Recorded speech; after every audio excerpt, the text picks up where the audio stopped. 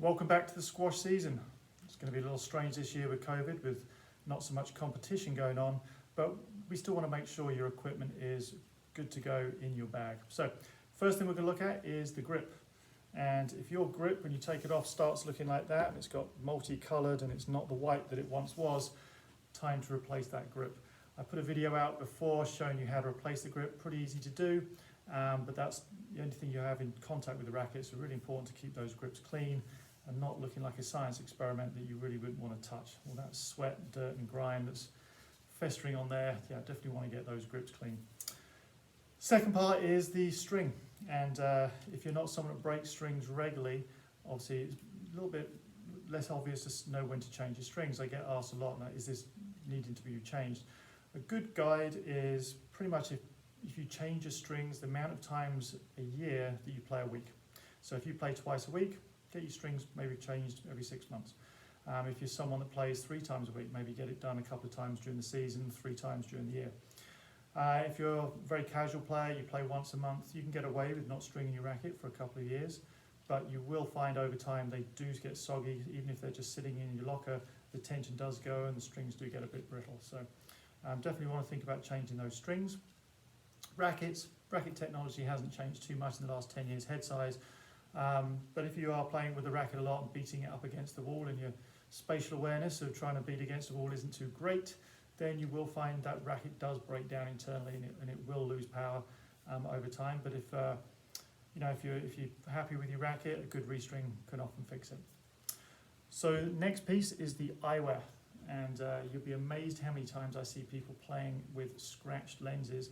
Doesn't matter how many times you clean it, you're not going to be able to see. It's like driving in the fog. So really encourage you, if you've got scratched eyewear, get some new glasses. It's not that hard to do. It's the only way to see the ball better. So get rid of those scratched lenses. And our last piece is going to be really our footwear, and I think the footwear is probably the most important. I see shoes out there that are way past their sell-by date, socks sticking out the toe box. They smell so bad they can almost go and play a match on their own. But once a pair of shoes is dead, don't get too attached to them. Even if they're comfortable, throw them away and get a new pair. When we're looking for a shoe, it's important to know what we're looking for. A lot of shoes now are attractive designs, but they're all one piece, where all this stuff is actually just for cosmetics. It doesn't actually provide any support, which means the shoe top is very flimsy, doesn't do anything.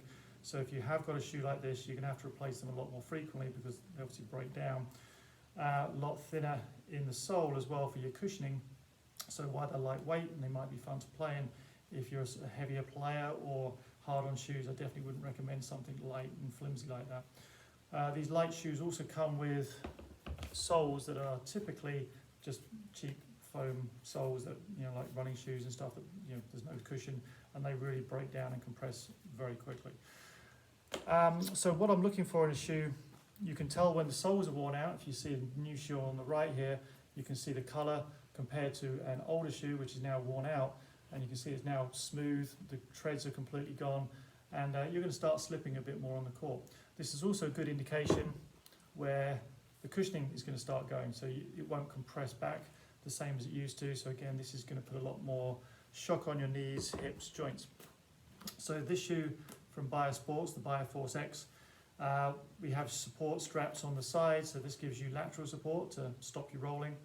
The cushioning around the heel is now going to be nice and padded, whereas obviously once you've worn a shoe a lot, that's going to start coming down, so it's going to keep you fixed in the shoe a lot better.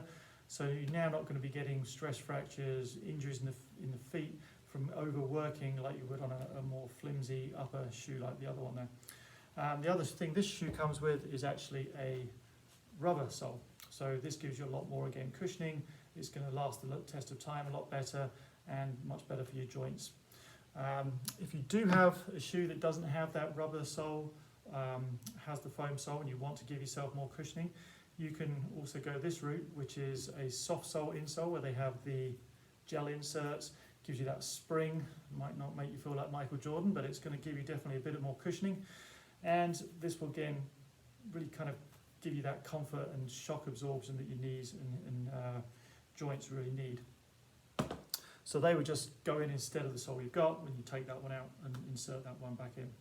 So really important to keep your shoes up to date, because I say once they get too soft, you're going to start rolling a lot more in your shoe. You'll find your legs start aching more. You start getting more injuries. So that's probably the most important one. Other than that, enjoy the squash season. Any questions? I'm always here to ask.